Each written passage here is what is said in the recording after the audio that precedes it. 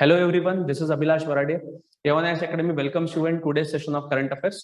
देखिए हमारा जो पहला सेशन था on this topic of Evergrande crisis, ये पहला सेशन हमने लास्ट वीडियो में डिस्कशन कर लिया था कि बेसिकली एवरग्रांड कंपनी क्या है, उसके फॉलोआउट्स क्या हुए और क्या क्या प्रॉब्लम एवरग्रांड कंपनी फेस कर रही है और उसको कैसा रिजोल्यूशन किया जा सकता है, इसके बारे में डिस्कशन हमने पहले वीडियो में कर लिया था। अगर आपने वो वीडियो नहीं देखा होगा तो नीचे डिस्क्रिप्शन बॉक्स में उसका लिंक दिया गया है, तो please do watch that first video, उसके बाद ही आपको ये वीडियो अच्छे से समझ में आएगा। सो let's get start with today session. आज हम लोग स्पेसिफिकली पार्ट 2 में देखने वाले हैं कि भाई ये एवरग्रांड क्राइसिस अचानक से उभर के कैसे आया, what was the reason specifically behind this crisis, तो उसके बारे में हम लोग शुरुआत करेंगे। So let's get start with today session. Why did this happen suddenly, कि भाई अचानक से ये चीज कैसे सामने आई। एकदम चाइनीज गवर्नमेंट का जो अभी एकदम उनका रवैया है टुवर्ड्स द कंपनीज, बड़े बड़े कंपनीज, इवन उसमें टेक कंपनीज भी आते हैं, अलीबाबा, ठीक है, फिर अलग अलग जो उनके बड़े बड़े कंपनीज है उन पे वो टारगेट क्यों करे, और उसमें की एक कंपनी एवरग्रांड भी है, कि अचानक से ये मसला इतना सामने क्यों आया, तो उसके बारे में हम लोग देखते हैं कि क्या कारण है। पहली तो बात है बेटा कि पॉलिटिक्स और इकोनॉमिक्स अलग अलग नहीं चल सकते हैं। पॉलिटिक्स और इकोनॉमिक्स कहां पे ना कहां पे इनका एक कंजक्शन पॉइंट आने ही वाला है, तो वही चाइना में हुआ। जो जी जिनपिंग है, जी जिनपिंग इज बेसिकली चाइना में जो पार्टी रूलिंग है वो है कम्युनिस्ट पार्टी ऑफ चाइना, और कम्युनिस्ट पार्टी ऑफ चाइना का जो आइडियोलॉजी है वो आइडियोलॉजी क्या है, आइडियोलॉजी है कम्युनिज्म या फिर socialism with a Chinese characteristic, जिसको लोग बोलते हैं, जिसमें कि जो प्रॉपर्टी है वो इक्वली डिवाइड होनी चाहिए और प्राइवेट प्रॉपर्टी कम से कम होनी चाहिए। बट उसके विपरीत हमको दिखता है कि भाई चाइना ने जिस प्रकार का ग्रोथ अभी अचीव किया है, दैट वाज या फिर that is because of the capitalistic ideology या फिर capitalism promoted by Deng Xiaoping since 1970s। जब से उन्होंने डेंग जियांगपोंग ने प्रमोट किया तब से चाइना का ग्रोथ अचानक से शूट हुआ। बट अभी वही उनके लिए प्रॉब्लम क्रिएट कर सकता है, ऐसा Chinese communist party of China को लगता है, और स्पेसिफिकली किसको लगता है, जी जिनपिंग को लगता है। तो पहला जो पॉइंट है वो क्या है, to control capitalist in China. अभी इनका स्पेसिफिकली एजेंडा क्या है कि भाई ये जो बड़ी बड़ी टेक कंपनीज, बड़ी बड़ी रियल एस्टेट कंपनीज जो बन रही है, इनको पहले कंट्रोल किया जाए। बेसिकली कैपिटलिज्म का सहारा लेके इतने बड़े बड़े बने हैं, तो पहला क्या है, इनको कैपिटलिज्म को कंट्रोल करना है। Second, they are targeting tech companies. Communist party of China is deliberately targeting tech companies to prevent them from becoming super powerful. जब हम लोग अमेरिका समान सुपर पावर की बात करते हैं तो हमको दिखता है बेटा कि उस कंट्री में गूगल, फेसबुक, ट्विटर ये इतने पावरफुल बन चुके हैं कि they have the authority, they have the command to even block the president of that country. ठीक है, तो ऐसे कंडीशन में जी जिनपिंग को वही डर है कि अगर उनके कंट्रीज के अंदर में जो टेक कंपनीज है, अगर वो इतनी पावरफुल बन गई तो शायद से कल कम्युनिस्ट पार्टी ऑफ चाइना के अकाउंट को ही ब्लॉक कर दे। ठीक है, तो ये दूसरा issue. Second, other set of industries which have borrowed a lot from market and become powerful. Specifically ये किसकी बात हो रही है बेटा, ये एवरग्रांड की बात हो रही है। जैसे एवरग्रांड एक रियल एस्टेट कंपनी है, इन्होंने क्या किया, मार्केट से बहुत पैसा उठा लिया, लगभग $300 बिलियन का लोन इन्होंने मार्केट से पैसा इतना लिया। सो बेसिकली क्या है, they borrowed too much from the market and become powerful. ठीक है, तो यही पावरफुल कंपनी कल जाके कम्युनिस्ट पार्टी ऑफ चाइना के लिए प्रॉब्लम क्रिएट कर सकती है। लास्ट 6 मंथ अगर बात करें बेटा, तो Chinese government has imposed more than 100 rules and regulation to control business. कितने, more than 100 rules and regulation सिर्फ पिछले 6 महीने में। और उसमें का भी सबसे इंपॉर्टेंट रूल कौन सा है, वो नीचे लिया गया, to place limit on how much a company could borrow. मतलब कोई भी स्पेसिफिक प्राइवेट कंपनी है वो कितना बोरो कर सकती है, कितना लोन ले सकती है मार्केट से या फिर बैंक से, इस पर भी इन्होंने क्या लगाया, लिमिटेशन लगा दिया। तो भाई वही प्रॉब्लम हुआ एवरग्रांड कंपनी के लिए। एवरग्रांड कंपनी का इतना देखिए $300 बिलियन तक का लोन बलून होते जा रहा था, बट अचानक से ये जो रूल्स एंड रेगुलेशन आए, इसमें से क्या हुआ कि एवरग्रांड कंपनी को जो फीड मिल रहा था, जो मार्केट से लोन, इन्वेस्टर से पैसा मिल रहा था, वो अचानक से बंद हुआ because of this new regulation placed bye Chinese government. और क्या हो गया, उसका बलून फूट गया और सबके सामने हमको दिख गया कि भाई इतना बड़ा इन पे लोन है, उनके पास पैसा नहीं है रिपेमेंट करने के लिए। तो वही बात अभी हम लोग डिस्कस कर रहे हैं। So this is basically the reason, ये पॉलिटिक्स इसके पीछे बहुत बड़ा है। दूसरी बात अगर देखते तो इंस्पिरेशन कहां से मिला भाई, ये जी जिनपिंग को इंस्पिरेशन कहां से मिला, तो इनको इंस्पिरेशन मिला डोनाल्ड ट्रंप से। ठीक है, डोनाल्ड ट्रंप से कैसे इंस्पिरेशन मिला, तो जब Donald Trump was the president of United states of America, उसी दरम्यान इनको दिखा कि भाई कैसे ये जो बिग टेक कंपनीज है, अमेरिकन टेक कंपनीज, गूगल हो गया, फेसबुक हो गया, फिर इंस्टाग्राम, ट्विटर, ये किस तरीके से अगर इनके पॉलिसीज को अगर मैच नहीं करता है तो even they can block the president's account. यहाँ पे हमको दिखता है Twitter permanently suspends Trump account, Trump का अकाउंट ही परमानेंटली सस्पेंड कर दिया गया था। इवन जब वो प्रेसिडेंट है तब अलग अलग सोशल मीडिया कंपनीज ने भी उनके जो ट्वीट्स थे उसको डिलीट करना या फिर अकाउंट टेम्पररी बैन करना, ये भी हुआ था। तो वही जी जिनपिंग को लगा कि अगर ये इतने पावरफुल टेक्निकल टेक कंपनीज अगर उनके बन गए तो शायद कल जाके इनके ही अथॉरिटी को वो धोखा ना क्रिएट करे या फिर थ्रेट ना क्रिएट करे। सो वही ये बात कि सिंपल फंडा है बेटा कि चाइनीज कम्युनिस्ट पार्टी क्या है, डिक्टेटरशिप पे काम करती है। ठीक है, तो डिक्टेटर्स को सबसे ज्यादा धोखा किससे होता है?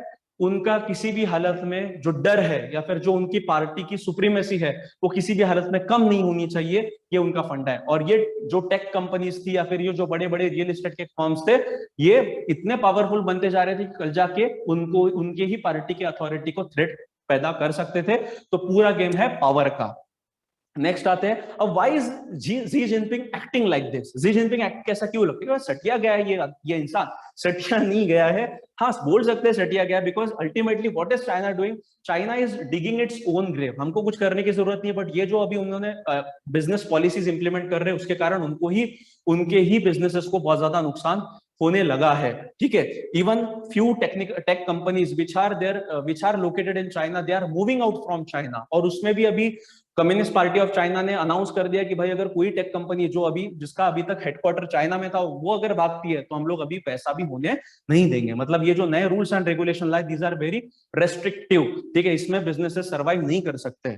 सो अभी जी जिनपिंग क्यों ऐसा कर रहा है बेटा? अल्टीमेटली बात है, अभी मैंने बताया कि पार्टी की सुप्रीमेसी नहीं जानी चाहिए, ultimately communist party of China का रूल रहना चाहिए। उसमें का भी एक कारण क्या है? What ever he is doing is motivated by politics and by his own interest. Politics तो है बेटा, पॉलिटिक्स क्या है?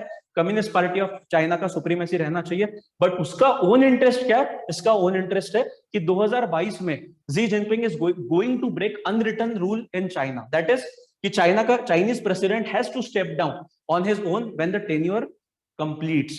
उसका टेन्योर खत्म होने के बाद में चाइनीज प्रेसिडेंट को खुद ब खुद उतरना पड़ता है, बट जी जिनपिंग ये नहीं चाहता। इवन जी जिनपिंग ने जो ये अनरिटन रूल था चाइना में अभी तक का, कम्युनिस्ट पार्टी ऑफ चाइना में, उसको ब्रेक करने का भी तैयारी कर लिया है। Now he changed it and he can continue to remain president till he wishes. मतलब क्या, खुद का भी इंटरेस्ट है ही है, but communist party of China का भी है, बट खुद का इंटरेस्ट वो ज्यादा प्रमोट कर रहा है ताकि उसके अथॉरिटी को थ्रेट क्रिएट ना हो। That's why he is blocking those tech companies. He is blocking real estate firms which have borrowed a lot from the market and become a super powerful companies.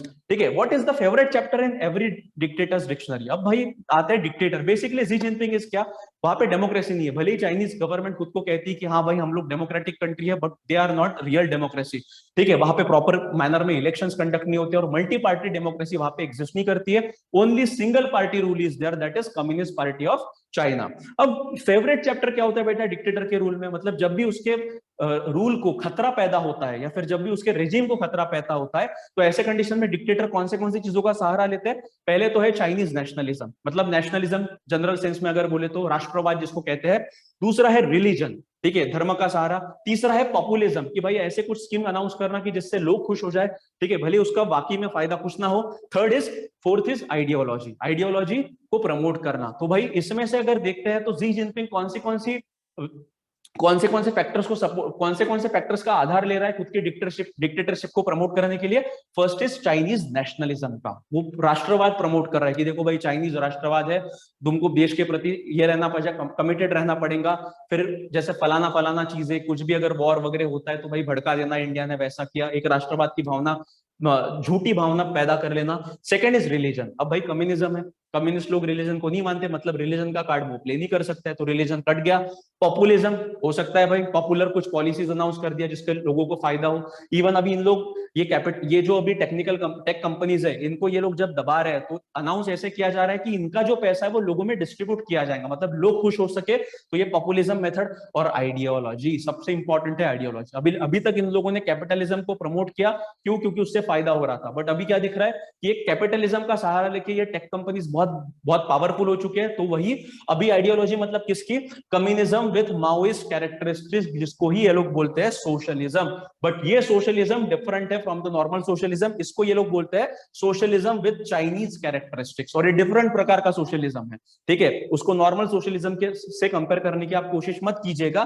ठीक है, इसको को बोलते हैं communism with Maoist characteristic, मतलब जो भी अभी वेल्थ होगा वो वेल्थ इक्वली डिस्ट्रीब्यूट किया जाएगा, कोई सुपर पावरफुल नहीं बनेगा और कोई एकदम गरीब भी नहीं रहेगा। तो ऐसा इसका आइडियोलॉजी, पॉपुलिज्म और चाइनीज नेशनलिज्म का सहारा लेके ये जी जिनपिंग क्या कर रहा है, खुद की आइडियोलॉजी को प्रमोट कर रहा है। इवन इनके जो सेटेनरी सेलिब्रेशन था उसमें देखिए उनका ड्रेस जो जी जिनपिंग ने पहना था, that is Mao kind of an dress. मतलब वो दिखा रहा है कि देखो भाई माओ ने जो किया है, आई विल फॉलो हिम, और उस प्रकार ही हम लोग अभी काम करेंगे।